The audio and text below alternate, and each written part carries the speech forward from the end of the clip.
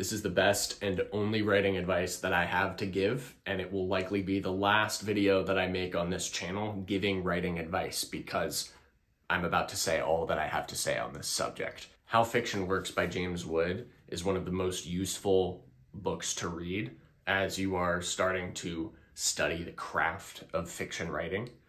But all that it'll really do is orient you in a productive direction. It'll help you help yourself as you start to think about the mechanics of writing and what all goes into writing a great novel. But all great writing advice essentially just boils down to read great books. All that I have to add to that is you need to find which of the great books are most influential on you.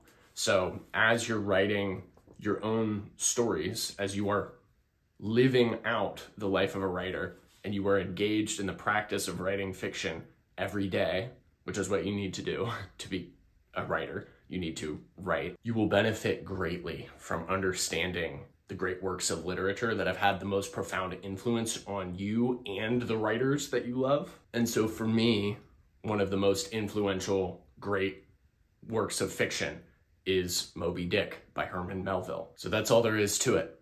It really is that simple. You have to read great books and you have to understand them deeply. You don't have to write like these writers, but you do have to understand the great works of literature.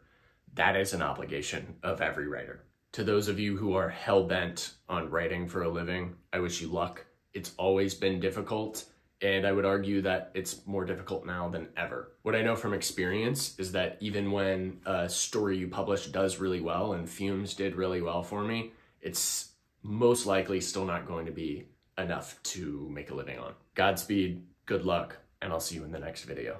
I won't ever share the sales figures of Fumes publicly here on this YouTube channel, but if you are interested in understanding the finances of Fumes, so how much I made on it as an independent self-published writer, I'll be sharing that more privately on my Bindery page.